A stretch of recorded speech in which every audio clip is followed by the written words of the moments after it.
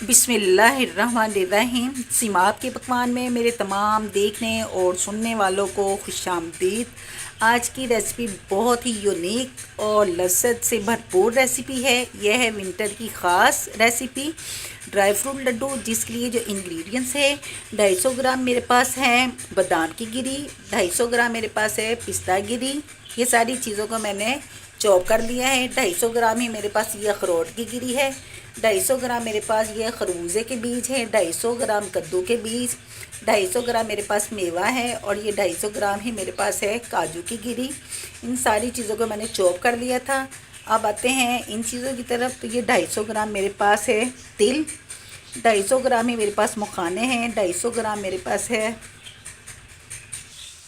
खसकास, 250 ग्राम है, 250 ग्राम ही मेरे पास है ये गोंद और 250 ग्राम से ये मेरा ख्याल ज़्यादा है मेरे पास खजूर है। इसको मैंने इसकी गुठलियाँ निकाल के हाथों की मदद से इसे मैंने थोड़ा क्रश कर लिया था और मेल्ट कर लिया था। और ये 250 ग्राम ही मेरे पास है खोपरा गिरी, जिसे मैंने ग्रेट करके इस तरीके से बॉल में डाल लिया है। तो आते हैं फ्लेम की तरफ। फ्लेम हमारा ऑन है। सबसे पहले मैंने 2 टेबलस्पून घी के डाले हैं कढ़ाई में और इसके गर्म होने तक हमने ये जो ड्राई फ्रूट जितना है हमने अलग अलग तरीके से अलग अलग इन्हें ड्राई फ्रूट को रोस्ट करना है। सबसे पहले मैंने बादाम की गिरी और काजू की गिरी और ये पिस्ता गिरी जो है इनको रोस्ट करना है। ये साबुत जो मैंने गिरियाँ रखी थी इन्हें निकाल लेती हूँ। जो मैंने क्रश की है उनको बिस्मिल्लाहिर्रहमानिर्रहीम क्रश करेंगे और रोस्ट करेंगे।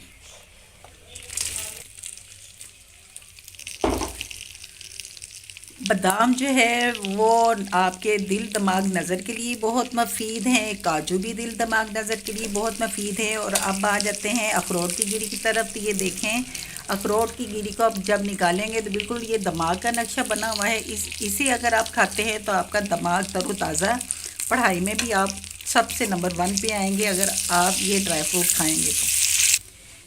ये गिरी काफ़ी हद तक रोस्ट हो चुकी है। 3 से 4 मिनट मीडियम फ्लेम पे हमने इसे रोस्ट करना है। अब हमने इनको निकाल देना है।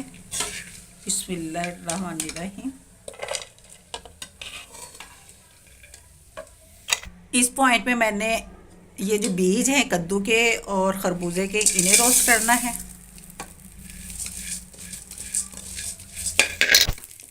बीज भी हमारे रोस्ट हो चुके हैं, इसे भी हमने निकाल लेना है। ये सारी चीज़ें मैं एक बर्तन में इसलिए डाल रही हूँ कि मैंने इनको क्रश कर लिया था। अगर मैं क्रश ना करती तो फिर मैंने इनको अलग अलग बर्तनों में निकालना था। अब हमने करना है मेवे को फ्राई।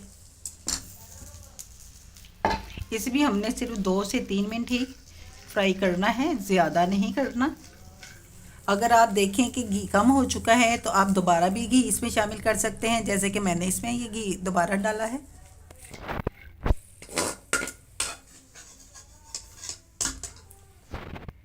अब हम रोस्ट करेंगे फूल मखाने।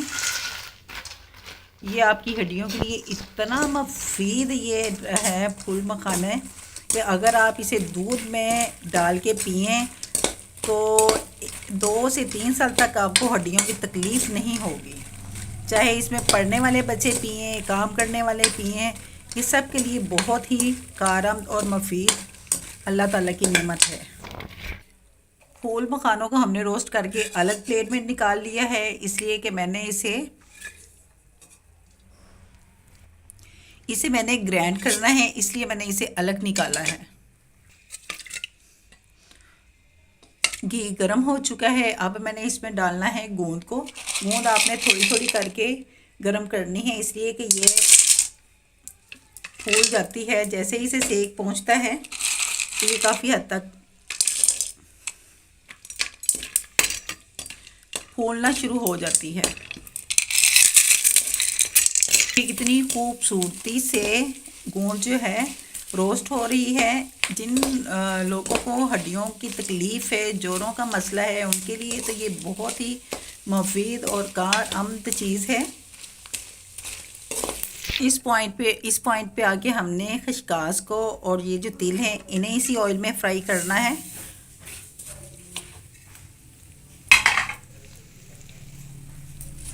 खसकास को मैंने अच्छी तरह धो के ड्राई कर लिया था, इसलिए कि खशकाश जब भी आप किसी पकाने और खाने वाली चीज़ में डालें तो पहले इसे साफ़ कर लें, इसलिए कि इसमें बहुत ज़्यादा मिट्टी और रेत होती है जो कि गुर्दों के लिए बहुत ही नुकसानदा है। बाद चीज़ें ऐसी होती हैं कि उन्हें साफ़ करके इस्तेमाल करना चाहिए। इसके साथ ही मैंने इसमें शामिल कर देना है ये खोपड़ा गिरी, बिस्मिल्लाहिर्रहमानिर्रहीम। इन तीनों चीज़ों को मैंने इसी ऑयल में ही फ्राई करना है 2 से 3 मिनट मीडियम फ्लेम पे। ये देखिए कितनी माशाल्लाह खूबसूरती से खशकाश, तिल और खोपड़ा गिरी जो है वो रोस्ट हो चुकी है। इसका हमने कलर चेंज नहीं करना, सिर्फ 2 से 3 मिनट अच्छी तरह रोस्ट करना था। अब हम इसे भी निकाल लेंगे। बिस्मिल्लाहिर्रहमानिर्रहीम।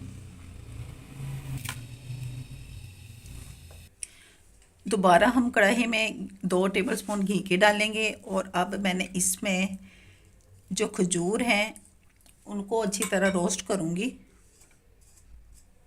बिस्मिल्लाहिर्रहमानिर्रहीम।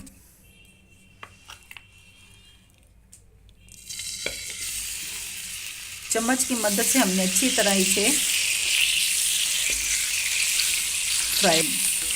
फ्राई करना है। इसे हमने ज़्यादा नहीं पकाना, सिर्फ 2 से 3 मिनट ही हमने इसे ऑयल में फ्राई करना है। सारी चीज़ें अच्छी तरह रोस्ट हो चुकी हैं और मिक्स भी मैंने कर ली है। अब मैंने हाथों की मदद से सारे ड्राई फ्रूट जो हैं इनको अच्छे तरीके से मिक्स करना है। और खजूर को मैंने अब इस पेस्ट में शामिल कर लिया है, खजूर की पेस्ट को, और हाथों की मदद से अब मैंने दोबारा इसे एक जान करना है।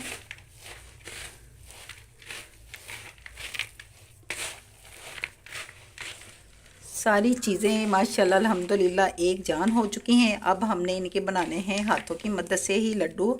अभी ये वैसे काफ़ी गर्म है और इतना गर्म ना आप करना कि आपके हाथ जल जाएं, बस दरमियाना गर्म हो तो आपने हाथों की मदद से इसको मिक्स करना है और फिर लड्डू बनाने हैं। अब मैं आपके सामने ही इसके बनाऊंगी लड्डू। इस तरीके से मैंने इस साइज़ का लड्डू बनाया है। बाकी भी सारे लड्डू मैं आपके सामने ही बना के आपको दिखाती हूँ। बिस्मिल्लाहिर्रहमानिर्रहीम। ये है dry fruit laddu, calcium, fibre और प्रोटीन और आयरन से भरपूर। अगर मेरा ये तरीका और मेरे ये ड्राई फ्रूट लड्डू मेरे देखने वालों को पसंद आए तो मेरे चैनल को सब्सक्राइब करें, लाइक एंड शेयर करें और साथ दिए गए बेल आइकन का बटन दबाकर मेरी हौसला अफजाई करें ताकि मेरी हर नई आने वाली वीडियो का नोटिफिकेशन सबसे पहले अब तक पहुंचे। मिलते हैं अगली रेसिपी में। अल्लाह हाफिज़।